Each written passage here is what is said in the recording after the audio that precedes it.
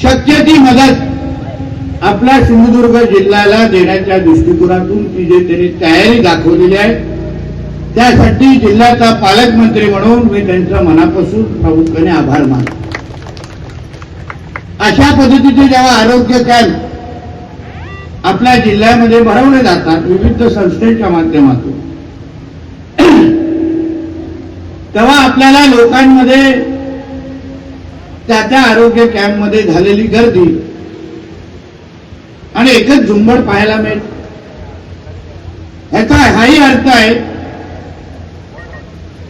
की आपल्याला आपल्या जिल्ह्याची आरोग्य व्यवस्था अजून सुधारायला पाहिजे, हा त्याच्यातून मिळालेला संदेश आहे.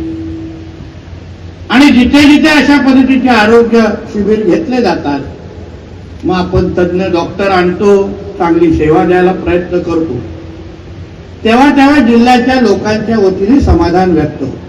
संस्था असेल किंवा अन्य कुठलीही संस्था जे एकत्र मिळून आमच्या जिल्ह्याच्या आरोग्याच्या दृष्टिकोनातून तुम्ही कुठलाही कार्यक्रम राबवत असाल, आम्ही 100% तुमच्या बरोबर उभे आहोत, हा विश्वास आणि शब्द तुम्हाला मी आजच्या निमित्ताने इथे देणार आहे.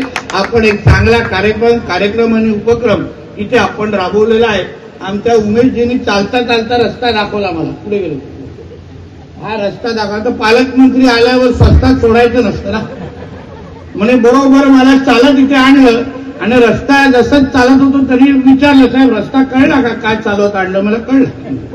आणि म्हणून उमेशजी तुम्ही चिंता करू नका, या रस्त्याचं काम आपण लवकरात लवकर पूर्ण करू, ताकि आपल्याला पेशंट इथे येईपर्यंत त्यांचे आजार वाढता कामा नये, एवढी काळजी आपण निश्चित पद्धतीने ह्या निमित्ताने